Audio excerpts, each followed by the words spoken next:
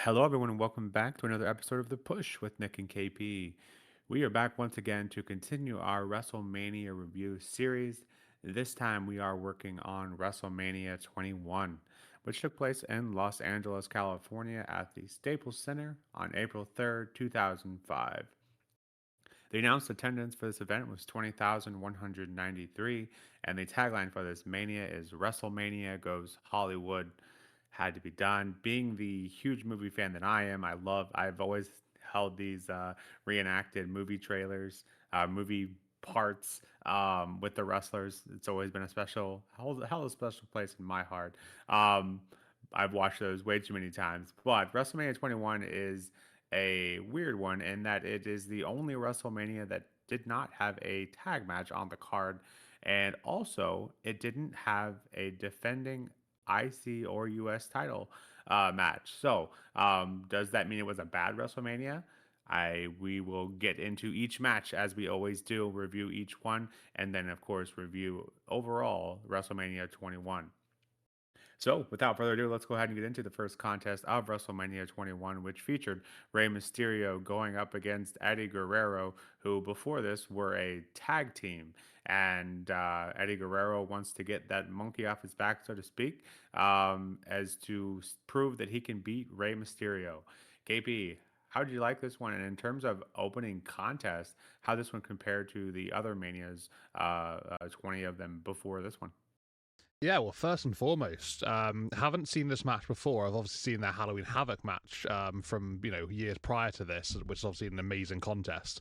I'm very much aware of these guys being tag team champions together, but was not aware that they actually fought one on one at WrestleMania against each other as tag team champions together. So yeah, very interesting dynamic to kick things off. I don't think there are many, if any, other matches in WrestleMania that I can think of off the top of my head where the tag team champions have fought one on one against each other. So yeah, this was definitely quite interesting there. There was a little bit of respect between both men, and you could see that obviously their friendship with that tag team sort of coalition does come into play a little bit in sort of the early stages of the matchup, the general flow of it.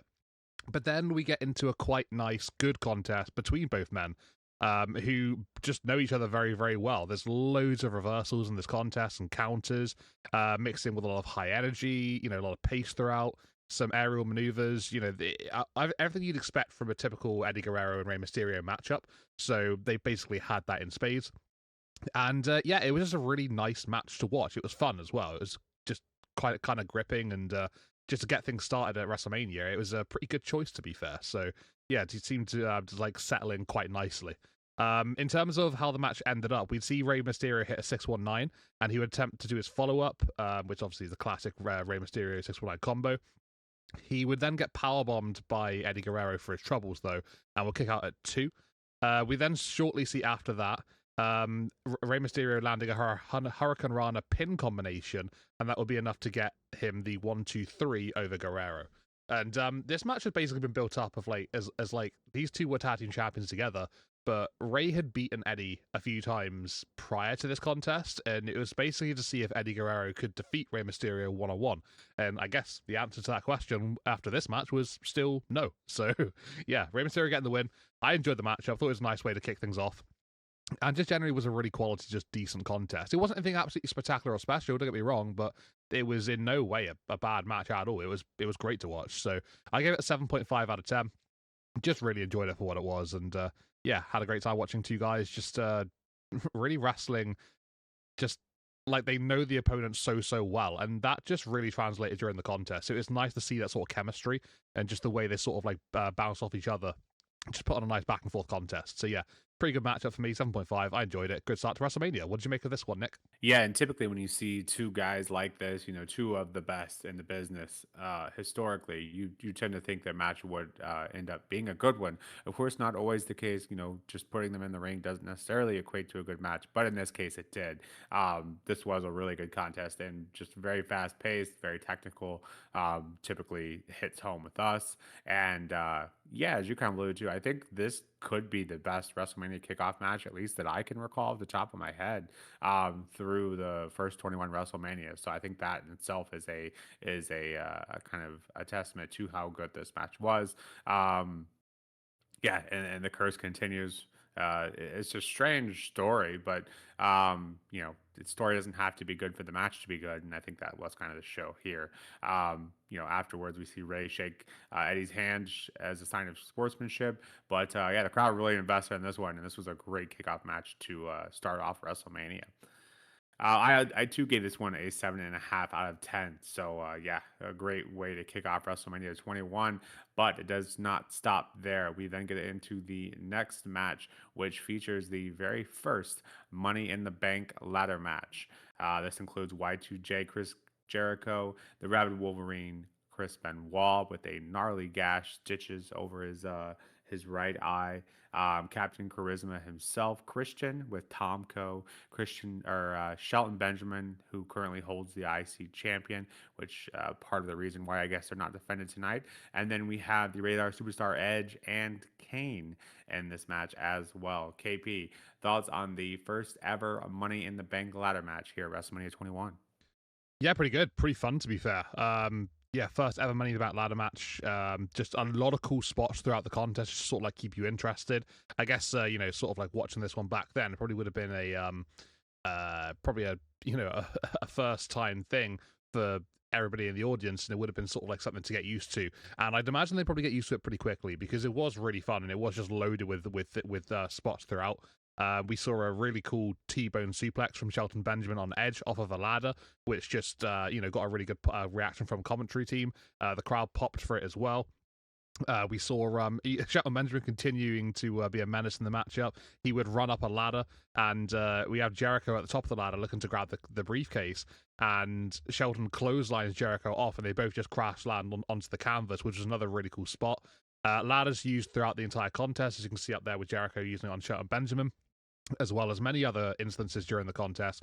I think it was one even with Christian and Edge going back to their tag team classics in those TLC matches, working together. I think that was against Kane in that instance. And just there were loads and loads of stuff going on.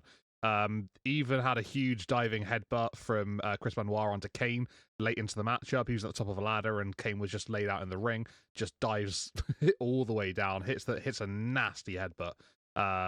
And just I think everybody really had a bit of involvement here, and no one really shied away. It was very much just just a free for all, and it was really really fun to watch. It was great.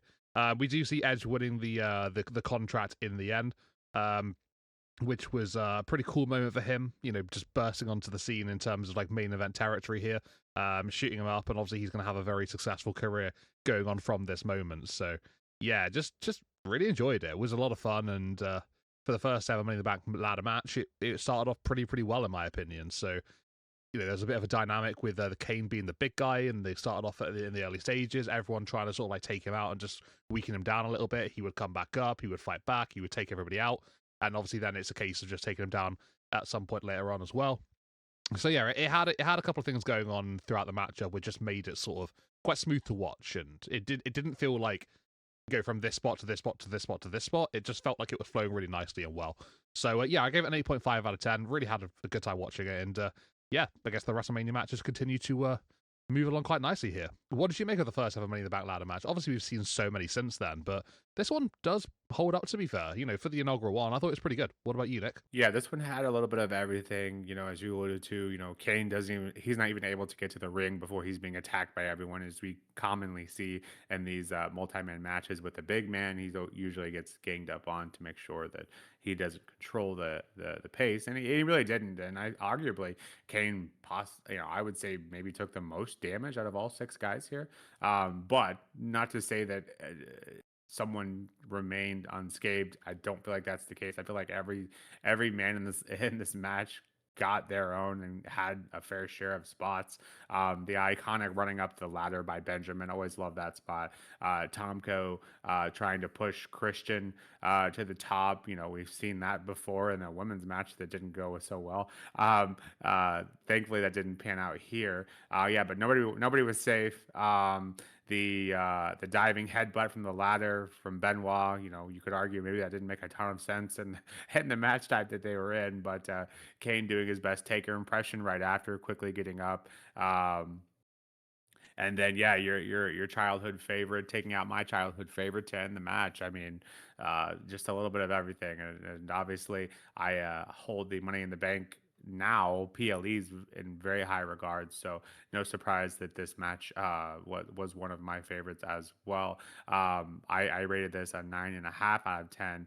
Interesting, some facts about this one was the idea of it came through Chris Jericho, who basically pitched the idea that we can have all these big superstars on this in this match. They don't really have to have a storyline. You can just kind of throw them in there. So that's kind of what this served for, which was great because Jericho, leading up to this WrestleMania, didn't really have a story, so it worked out.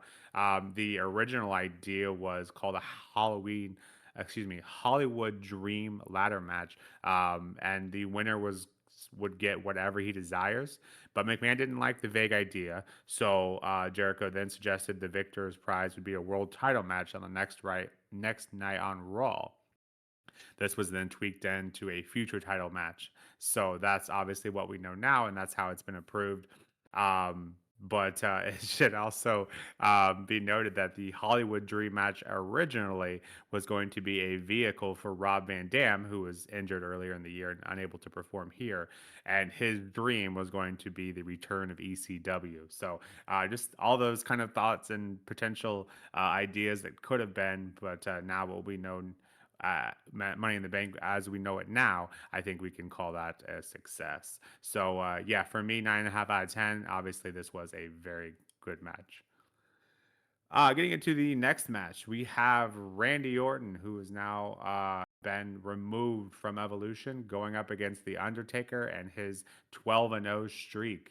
KP, we've talked about before. Undertaker has his fair share of duds in the streak, but is this one of them? How'd you like this one? No, this was far from a dud. This was one of Undertaker's better matches at WrestleMania up until this point.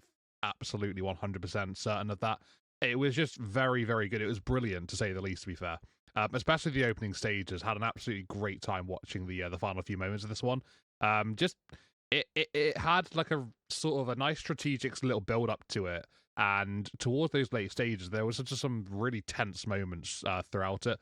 But yeah, really good back and forth matchup. You just had a lot of quality, flowed really, really well, and both men just just left everything out there. It was great to watch. Randy's sort of I guess being the underdog here, in a matter of ways, I guess you could say, trying to take away the streak from Undertaker. But yeah, he looked brilliant taking him on, and just the offense that he provided throughout the contest. Undertaker had to fight through this one. It wasn't easy for him either. He had a lot of offense himself, and just was able to sort of like dish out a lot of punishment towards Randy Orton. And just yeah, the general back and forth was fantastic. We see in the end, Undertaker looks for a choke slam, but Randy does counter it with an RKO. Taker kicks out of that at 2. Then Randy looks for a tombstone on Undertaker, but that gets reversed nicely into Undertaker's own tombstone, and that would be enough for Taker to get the victory here and to extend his WrestleMania streak. So yeah, I mean, it wasn't even just Randy Orton involved here. We had Bob Orton getting involved as well. There was a referee bump, which leads to Bob Orton coming on down, and that was a pretty cool moment because that made for some really, really close moments throughout the late stages. Bob Orton hits a clothesline. He's got his cast on, the iconic Bob Orton cast, and he hits that clothesline on Undertaker. And Undertaker somehow kicks out of it, which is incredible. Like it was a very close moment. The crowd were going nuts for it as well. Taker ends up hitting a big boot onto Bob Orton, which sends him crashing out to ringside, and that sort of removes him from the equation. Then, obviously, like I said, the finish happens after. So, yeah, just really, really good. Just worked on all cylinders. Just was a fantastic match. Was really sort of gripping for me watching it. Like I was just like just having a great time just watching this one play out. And yeah, they just vibed off each other. It was really, really good to watch. I gave it a 9 out of 10. Absolutely solid contest. Really, really fun. And yeah, maybe some really, really great moments towards those late stages, especially, which I feel like in this WrestleMania they did pretty well across the card. The finishes were pretty good, generally speaking, here, and that will be mentioned again later on in this video. So yeah, just another iteration of that, and really solid contest. 9 out of 10. Great job from both men. Nick, what did you make of Undertaker's latest matchup here in his WrestleMania streak? This one against Randy Orton is probably up there with one of the better ones so far, right? Yes, I would absolutely agree. This is definitely one of Taker's better streak matches. Of course, we've hit it several times. Taker's streak up to this point does hold some matches that aren't hard to beat by any means, which this almost was probably another one of those instances because Undertaker and Randy Orton were originally scheduled to have different matches. Randy probably not as happy, but he was originally scheduled to go up against Taker, or excuse me, Triple H in the main event. So probably not as happy that he had to, but he still had a match with Taker. So you can't really scoff at that. But then Undertaker was originally supposed to partner with Kane to go up against Gene Snitsky and Heidenreich. So I think they're probably happy that they got their matches in the Money in the Bank ladder match and this one against Orton. So yeah, this definitely was one of the better matches for Undertaker. Yeah, it wasn't anything crazy. It was just very, kind of paint by numbers, but it was simple and effective in that both of these guys do a great job of in-ring storytelling. So I think for that reason, it worked out great. Yeah, the Bob Orton bit, I love that. That was a fun moment, and of course, yeah, maybe a bit. You could see it coming a bit, but still, I think everything was effective. And Randy, obviously very young still at this point, and losing to Taker, I didn't think was any big deal. I would argue that it made him look, probably better coming out of this match than he did going into it, having already won a world title at this point. But almost getting the better of the Undertaker is certainly an accolade you can hold close to your heart. So I give this one an 8 out of 10. Not quite as high as you did, but certainly up there, and definitely one of the better Taker matches to this point, extending his streak from 12 to 13. Getting into the next match, and unfortunately is the first big letdown, at least for me. This has Christy Hemme with Lita going up against Trish Stratus, who is defending that WWE Women's Championship. KP, we've had a bit of a roller coaster ride when it comes to the women's matches. We finally saw some decent contests, and then, for a few years there. And for me, at least, it felt like this went back towards the bottom of what they could and should be showing on the grandest stage of them all. But what did you make of this one? Yeah, this one was disappointing. Like, I haven't even heard of this matchup before I was watching, in this run through that we're doing at the moment. And when it got to sort of the build up for it, I was thinking, well, okay, Lita's literally right there. Why are we not having Trish against Lita? Surely wouldn't that be a really good idea? I'm sure there's probably a good reason for it. There probably is a scenario that sort of stopped this from happening. But yeah, the way that they went down here with Trish Stratus 1-on-1 with Christy Hemme, or Hemme, I think it's Hemme. But yeah, regardless of the fact, it just wasn't a very good matchup. Like, you could tell that Trish had to really refine what she was able to do. She really had to hold back. And there was just no real quality, especially from Christy. Like, I think they said she was the winner of the Divas search, just as she was coming down to the ring. So, yeah, naturally, she's probably at the very, very early stages of anything, really, here. So, as to why this happened, I couldn't really tell you. The build-up didn't really, I don't know, clear things up in that sense. We're looking for a non-kayfabe reason here, basically. But yeah, in terms of the match itself, it was probably more comical than anything really in parts. Christy not being a wrestler, that really, really did show. And like I said, Trish just couldn't do anything that she is known to be doing. So she had to really sort of negate anything that she could really try and do here. And she couldn't put on a good match with Christy. It was not going to happen. This was a very, very tough ask. And yeah, it went exactly how probably everyone would have thought it would have gone down. So Christy goes kind of close to winning after she hits a twist of fate on Trish Stratus, but Trish does kick out at 2. Trish then gets back up and hits a chick kick, and that takes out Christy to get the win. That is a quick summary of the finish. Everything up until that point is basically just two women dragging each other about. Fair few like roll-up attempts, pinfall opportunities, and a little bit of back and forth. But I mean, a lot of the early stages were kind of dominated by Trish Stratus. So, and I say dominated, not in a sense of like, clinical wrestling, but just generally like, I don't know, woman handling her opponent, I guess you could say. It wasn't so much a quality matchup. It was pretty poor. I gave this one a 3 out of 10. And yeah, it is a shame that we did have a few good matches at WrestleMania for the women, and they just have sort of like gone back to this sort of style. It's not ideal. So yeah, not a great one. Down with the bottom of the pile with the women's matches, and they've gone back to their old ways and their old habits, I suppose. Nick, can you add anything else to this? Was there anything you enjoyed about it? Maybe you can shed some light on perhaps why Lita wasn't involved here. I don't know. What's your take on this one? Yeah, not the best women's match. I think that's pretty fair to say. Somehow, and we made it. And like I said, U.S. IC title not defended in their tag match, and somehow we made it to the fourth match of this WrestleMania without a title even being defended. Obviously, this time being the women's or the WWE Women's Championship. With Lita at Christy's side, it almost felt like this was originally supposed to be Lita Trish. Christy obviously looks kind of similar to Lita, and obviously was being quote unquote trained and used the twist of fate and all of that. Lita's injury to her left knee was mentioned. I don't know if that was kayfabe or real. I assume real because I'm assuming they would have much rather preferred to have that match on the Mania stage. But in the end, commentary team saying things like, "Did Trish even prepare for this match, or did she just show up?" When you kind of say things like that during a match, obviously it's going to be probably not the greatest match. It felt like we were kind of battling two different eras here. You have Christy, who felt like she was very much of the Divas era, where it felt like Trish was very much trying to, one of those wrestlers that were trying to make better of the women's division.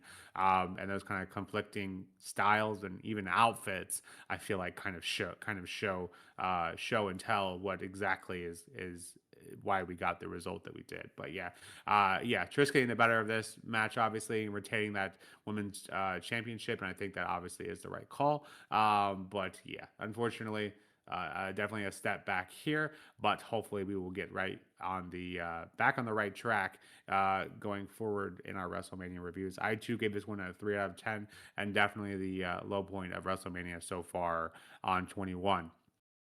But with that, we will quickly pivot and go back towards the top as we provide one of the greatest matches in WrestleMania history. I don't think you can really argue that. And the involved superstars, it shouldn't surprise you. Shawn Michaels and Kurt Angle, obviously two of the best to ever do it, two of the goats in the business. You knew with these two guys involved, this was going to be good, very good at the very least. So, KP, what are you thinking on this one? And kind of where do you compare this to what we've seen so far up to 21 for these two guys? Do you regard it as their best matchup up to this point, or kind of how do you review it overall? Well, there's no doubt about it. This is one of the best WrestleMania matches up until this point. It's just an extremely high quality, fantastic, and brilliant matchup between two guys who are just phenomenal in their own right. It was just brilliant to watch. It's probably up there with their best matches. In fact, it definitely is. It might even be their best match each that they've had to this point. Just absolutely phenomenal. Just enjoyed everything, especially those last, I don't know, about 10 minutes or so, maybe even a little bit longer, I feel.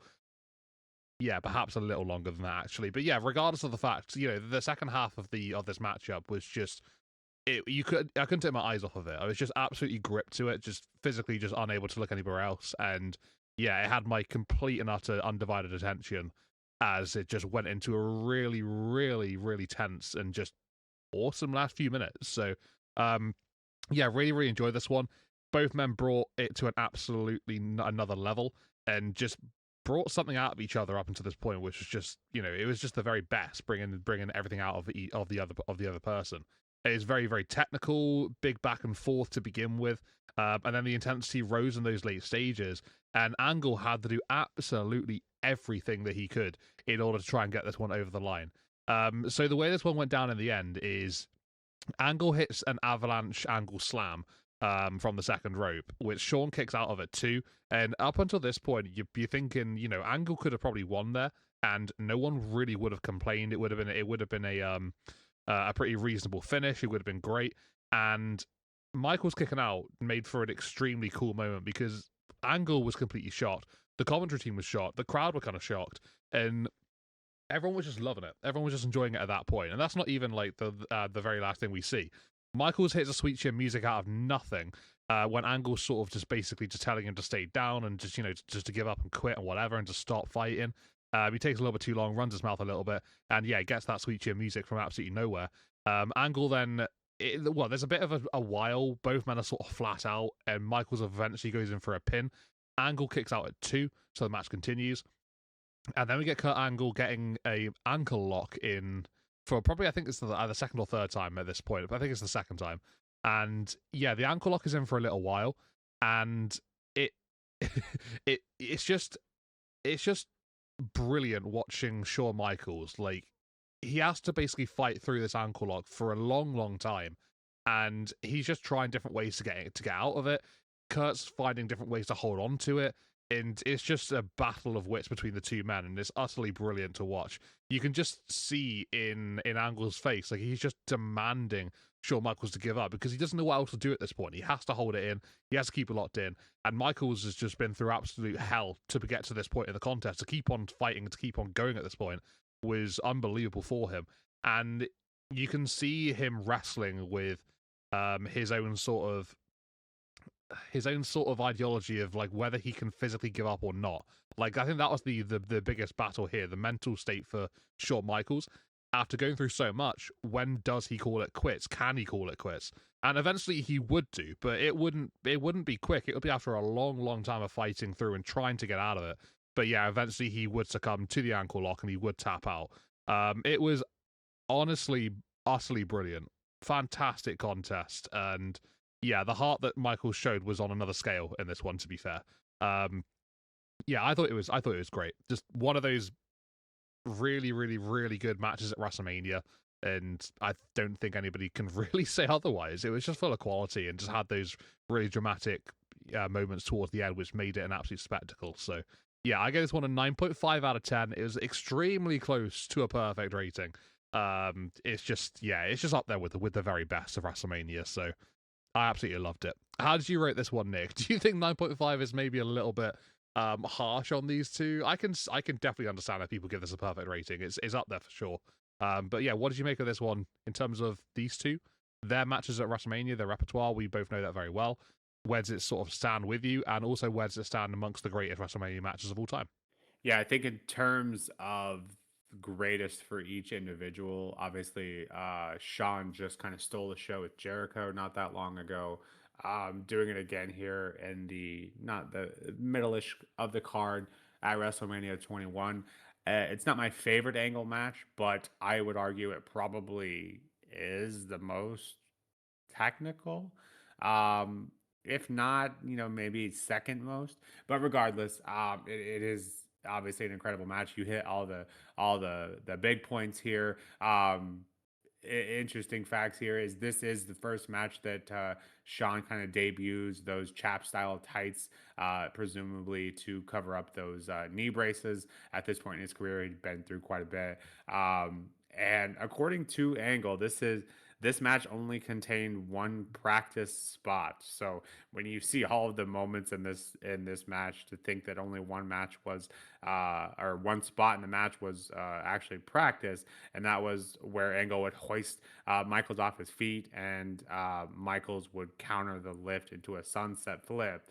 That's the only part of this match that was practiced beforehand. I think just is a testament to how incredible both these athletes and wrestlers are. Of course, you started off the match with the mat wrestling, which obviously Kurt going to know how to do that pretty well, but obviously kind of showing Michaels how to get through that. He's no slouch in his own route, and then the end and the mix of the technical. and then the WWE style wrestling, if you will, as we see towards the later part of the matches. It just had everything. The storytelling, the kind of the grit, and the passion for both of these guys is on full display, and it's just an absolute masterclass. Quite possibly the longest ever submission towards the end that ended up being the decision. I'm not sure if I've ever seen someone in a submission that long off the top of my head. Definitely up there. But these two absolutely went to war, and Angle getting the win here. Yeah, an all-time classic. I debated between a 9.5 and a 10. I couldn't point to anything being wrong. You could maybe say this was it was too wrestling based, and maybe not enough story or some other uh, underlining factor. But I think for me, that's not a problem for me.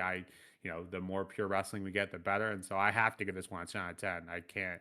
I can't dock it for anything. So for me, this is a 10 out of 10. And I think I don't know off the top of my head, but definitely one of the few that we've had on the WrestleMania stage, and deservingly so, one of the best WrestleMania matches of all time. So, with that, we will get into what I would call the last low point of WrestleMania 21. They tried something new. We'll give them that. This has the Big Show going up against Akebono in a sumo match. Pretty straightforward. If you ever seen a sumo match, this is pretty much what it is. Obviously, the rules a bit different for the wrestling mania stage, if you will, but in the grand scheme of things, the idea is pretty much the same. Um, KP, what have you got for us on this one? Well, this one's a really difficult one to judge. I don't know exactly how to put this into words, but yeah, a sumo wrestling match at WrestleMania, which lasted, I want to say, roughly about a minute and a half, 90 seconds or so. It wasn't a big thing. It might have been big, but it wasn't a long matchup. It basically is what I'm trying to say. Um, yeah, I mean, essentially how the match goes is, it's a little bit of sort of a square off between the two men, sort of like traditional sumo style here, but just the constant sort of patting out of the chest. Akebono sort of brings that in spades at the early stages, and then it's a little bit of back and forth. Big Show returns with a few of his own, and the two sort of like get to a point where they size each other up. They get locked back in again, and then it gets to a stage where Big Show lifts up Akebono, and he manages to lift him up very briefly, moving him close to the edge of the circle. But then Akebono flips Big Show over and out of the circle in order to win the matchup, literally immediately after he's been lifted by Big Show. So, yeah, very quick reversal from Akebono. Very big counter and just a way of just ending the contest ASAP. And yeah, like I said, it probably was only about 90 seconds or so. Can't really say too much about it except for what I've said. Uh, it it had a very long sort of build up towards it. The referee, very traditionally sort of just doing everything that it was meant to be done before the match started, and I think the crowd were getting a little bit restless with that as well. Commentary even was saying, "Come on, let's get this thing started." So I guess there's that to it as well. But yeah, I don't really know. There's not really much I can really say about it because not a lot happened. It was quite quick, and yeah, it wasn't a traditional wrestling match. It was a sumo wrestling match, which obviously is very, very different to what we're used to when talking about WrestleMania contests. So very, very different. I gave this one a 1.5 out of 10 purely for the longevity, for just generally the content during the matchup, and obviously it's a sumo match, so I don't know. I feel like it's probably maybe a little bit harsh, but I don't know. It's just it's something that I have to give a rating for. It's an officially recognized match at WrestleMania, so this is what it is. That's my rating, and I guess I'm gonna have to go with that. Nick, what did you make of this one? Interested to see what you gave it as a over rating, and yeah, we've seen boxing matches, we've seen wrestling matches, and now we can add a sumo match to our repertoire here. And similar to those other matches you've alluded to, I am never a fan. If very rarely, basically, if we don't have a wrestling match, is something that I'm going to rate super high. Um, yeah, I think the official match count, at least according to Cage Match, was 3 minutes. It felt like much longer to me.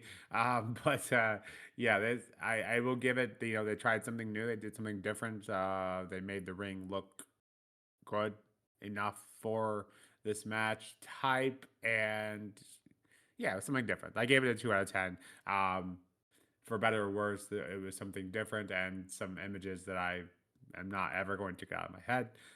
Um, yeah, the constant whistling from the crowd clearly just kind of showing if this match was meant to be taken seriously. I don't think it was. But again, they tried something different. Props to Show for being willing to do this. Definitely not his normal style of match. But now we can say we've had a sumo match at WrestleMania. So we will leave it at that. Getting into the next match, we have John Cena John Cena going up against JBL, who is defending his WWE Championship. KP, John Cena's first main event title. What'd you make of this one? Yeah, the first world title for John Cena out of his very illustrious career. And yeah, obviously having seen him win his most recent one this year, going back and watching the first one, very, very interesting to see where it all started in terms of the world title picture for John. This one was a good match. It was nothing truly special, but it was decent enough between the two men. It sort of had a bit of a tale of, well, I'd say two halves. It was probably more than that. Maybe a tale of three thirds, with two being near enough the same. JBL dominated most of this contest, so that's probably a good, first third and second third. And then we see Cena sort of like fighting back towards the late stages. Had a pretty good comeback, to be fair, turned things around really effectively. It was a simple match. Like, I think that's how I would probably describe this one. Kind of felt a little bit like your run of the mill babyface against your heel, and just the way they can sort of just put on a really simple contest. So the heel dominates, the babyface gets back into it, and then eventually, we do get to the point where the babyface turn things around, and he gets a big moment at the very, very end. Not to say that Cena is absolutely babyface, but he is. He's he's definitely the face of these two men in this contest. I felt the finish maybe was a little anticlimactic after what was an 8-month title reign from JBL, one of the longest world championship reigns in the modern time, they were saying. And I felt like maybe it was a little anticlimactic because of that. Maybe it deserved a little bit more. Cena ducks underneath a clothesline from Hell Attempt from JBL before he then hits an attitude adjustment to get the win. Literally, was simple as that. That was the finish, straight up there, just like that. And yeah, this is obviously after Cena had done his comeback and fought through a lot of offense from JBL, who had basically dismantled Cena for a large part of this contest. So yeah, I don't know. I felt like it could have been maybe a little bit more in that finish, but it wasn't a bad match. Like, it wasn't anything terrible or anything like that. It just wasn't super, amazing to watch. It was just good. I think that's fair to say. I gave it a 7.5 out of 10. Like I said, simple but effective contest. Was basically heel versus face 101, and just, I don't know, got the job done. Gave Cena his first title, or first world title win. And yeah, JBL's 8-month reign comes to an end. Nick, what did you make of this one? Do you agree with me? It was quite, sort of basic, simple, had that sort of feeling to it? Or maybe have you got something else you can really add that maybe disputes that? Yeah, for me this is more about the moment of John winning that first main title. Um in terms of the actual match, I'm not a huge fan of the in-ring work of either of these guys. I like the character work of both of them. But in terms of the actual match, which is typically what we base these ratings off of, it just kind of felt like they were going through the motions. I didn't feel like it outside of the last few minutes. I didn't feel like it was anything super special. Maybe I'll get some flack for that, but just the fact that uh, it was much more slow paced and not different from the actual main event of this WrestleMania. But for some reason, this one felt like it wasn't as good. It didn't. It just felt like it was missing something. I can't quite put my finger on it, but it didn't feel like it really delivered in terms of the match. And maybe it wasn't ever supposed to be a classic and compared to what we've seen on the show already. I just felt like it was definitely a step down. So I give this a 6 out of 10. Again, it wasn't a bad match, but it wasn't a great match either. And I think outside of John winning his first title here, I think that's probably what I'll remember this most for. But other than that, just didn't have a ton for me to kind of work off of. But with that, we will go into the World Heavyweight Championship match, which is the main event for WrestleMania 21. The Animal Batista going up against Triple H, defending that World Heavyweight title. Three former members of Evolution all involved here. What did you make of this match? I know Triple H's style is usually gives people a love hate relationship, and at this point in his career, Triple H has been very dominant and a common theme being in that main event and holding a title going into WrestleMania. But what did you make of this one and the first ever title reign to Batista? Two new world champions crowned here at WrestleMania. Obviously, Cena beating the first one. We got Batista winning the main event here after a pretty good feud. Coming out of Evolution, Batista, escaping from Triple H's clutches, winning that Royal Rumble.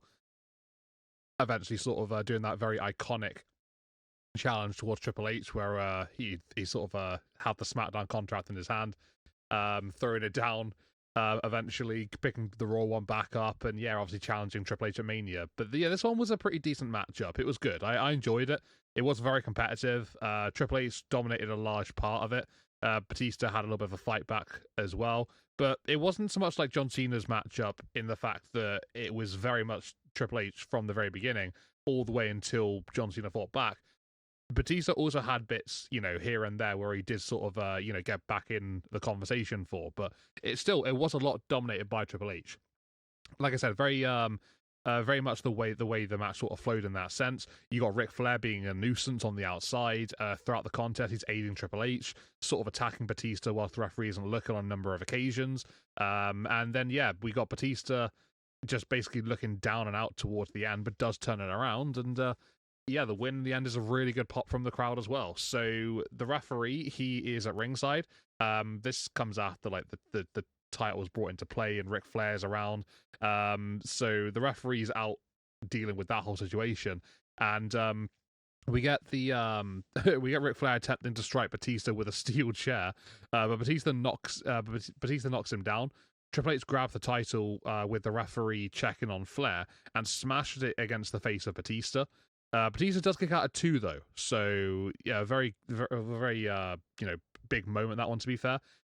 Triple H then low blows Batista, and then we see Triple H looking for a pedigree. Batista powers through though and just slams down Triple H before then hitting a Batista bomb, and that would be enough for him to get the victory and to win the World Heavyweight Championship. So like I said, just had a pretty decent flow. The finish was quite good, to be fair. I enjoyed the finish for this matchup, and it just had a pretty sensible way of going out with the business.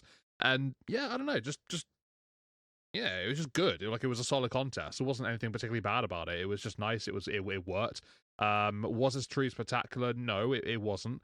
But it was a good moment, especially for Batista, winning that World Championship, the first of his career, breaking out the shadow of Evolution, going out on his own, and getting one over on Triple H. So, a massive moment in that sense after a pretty iconic build, to be fair.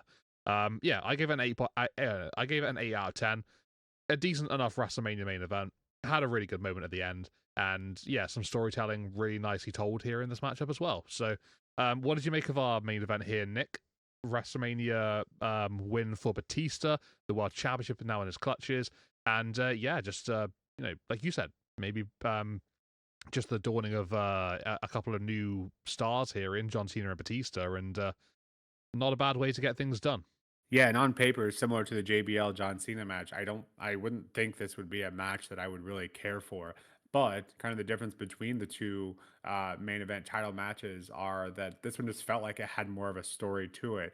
And you kind of alluded to the fact that that other match with John Cena and JBL should have had maybe a better in-ring story, but this one just felt like it was more important, felt like it was a bigger deal, which almost wasn't the case. Apparently, WWE was trying to get this match to take place before Mania. Triple H being the maybe common sense in the room, if you will, pleaded with them to not, to wait until have that match on the WrestleMania stage, and luckily they did. Otherwise, maybe this match wouldn't have felt as important. So, good thing that worked out there. Yeah, you have Nature Boy on the outside, kind of doing what he does best, reminding us why he's the dirtiest player in the game. Definitely towards the beginning parts of this match is definitely giving the advantage to Triple H. Um, have Triple H donning that crimson mask once again. I don't have the stats to prove it, but I feel like he has to be one of, if not the most frequently bloodied up matches in Mania. He just tends to always have a mask on, and continuing trends. Triple H using a weapon, this time his world heavyweight title, to try to take down the animal. Wasn't quite enough. He even tries the low blow to set up the pedigree, but the story was and it kind of did look that way. It was having a hard time getting the pedigree on someone as Batista, the way he was built. They did a great job of kind of selling that as well. Then Batista finally hits that devastating Batista bomb to beat Triple H and become your new world heavyweight champion. And the beast is unleashed, as they dubbed. Yeah, I thought this just felt, maybe a bit slow burn, being the second longest match, obviously the longest being Shawn Michaels and Kurt Angle, and it didn't feel like it at all. It felt like 5 minutes. But this match definitely felt like it was a slow burn, but definitely, had its moments of kind of increasing speed. So maybe suffered a bit from pacing. But in the end, I think the kind of the way it unfolded and just the moment that we got with Batista, I would argue this moment felt bigger. Obviously, in the grand scheme of things, John Cena's was bigger, but for what it was to finally take down Triple H. Obviously, we did see that in the year prior, but Batista doing it again here on 21 just felt like a big deal. And Batista getting the win here, it felt special, not as special as 20, but still special in its own right. Kind of seeing Cena and Batista win back to back. Those OVW guys getting to the top of the mountain in WWE had to feel good for them in WWE to get that right. And to see both these guys here kind of in the show on WrestleMania 21. For rating, I gave this one an 8 out of 10. It was definitely one of the better main events, but definitely not the best, and far from the worst. So take that for what you will. But yeah, WrestleMania 21 is now in the books. KP, give us your highlights here for WrestleMania 21, and of course your overall rating and any final thoughts you may have. Well, starting with the highlights, definitely has to be, Kurt Angle and Shawn Michaels, just utterly unbelievable matchup. Just so much quality throughout the contest between both men. And yeah, just felt just special to me watching that one play out the way it did. Also highlights, other highlights being Undertaker and Randy Orton for me personally, and then the first ever Money in the Bank ladder match, which Edge would win. So well, obviously that one holds a special place in my heart. But yeah, besides that, some pretty decent matches throughout the card. Unfortunately, not for Trish Stratus and Christy Hemme, as well as the Akebono and Big Show sumo wrestling contest as well. Just yeah, a couple of duds on an otherwise pretty stacked and good overall, full of quality WrestleMania cards. So yeah, probably one of my favorite WrestleMania so far that we've watched. Just was a really good feel to it, and yeah, I could watch that cut and Shawn Michaels match all day long. Just unbelievable, great matchup, and yeah, easily my best moment here of WrestleMania 21. But yeah, solid show. Looking forward to 22 now. See how these sort of keep on going. And yeah, this one was a pretty nice Mania just overall. As an overall, I managed to give this one a 7 out of 10. Just all my matches put together, sort of came out to that as an average. So pretty decent rating there overall, and not too bad. I think it's up there with one of my highest ones so far of this WrestleMania project of ours. So yeah, pretty good, and in the upper side of things for sure. Nick, what did you make of this WrestleMania 21? Is your rating sort of around the same as myself, or is yeah? What do you think, generally speaking, of the show? Yeah, so unfortunately, as a smaller card in the grand picture, comparatively speaking to other manias, we've seen loads of matches with the a lot more matches and bigger cards than WrestleMania 21. So the overall is affected by the two low points of the match, which obviously were the women's and the sumo match, at least for me. So it averages out to be a 6, but it absolutely should be higher than that. And I review it and I regard it as one of my favorite WrestleManias, especially up to this point in WrestleMania 21. Having gone through 21 at this point, it is definitely top three for me. But those are the lows, and that's the average. But the obviously the high points being the Money in the Bank ladder match, Shawn and Kurt putting on an absolute clinic, and Cena winning his first title, and then the main event Triple H and Batista. I thought that was a pretty good contest as well. So per usual, having a couple of low points, but you take out those two matches, and I think you have one of, if not the most consistent WrestleMania in history here. But definitely one of the better ones, and like I said, definitely in my top three up to this point. Um, but yeah, WrestleMania 21. It had a very unique setup. I don't think definitely something new we haven't seen before. But yeah, this was a special WrestleMania, at least for me, and it sounds like kind of the same for you, KP. But with that, WrestleMania 21 in the books. We have a couple new champions here, and curious to see kind of how that kind of turns over into 22. 22 is one I don't think I've seen in full, so looking forward to that as well. But if you like what we put out here, please let us know in the comments below. If you disagree with anything we put out here, obviously we're welcome to constructive criticism as well. But we will work on 22 within the next week, and of course we'll be back with our NXT and Raw and SmackDown reviews here soon as well. But until next time, this has been The Push with Nick and KP. We'll see you soon. Take care.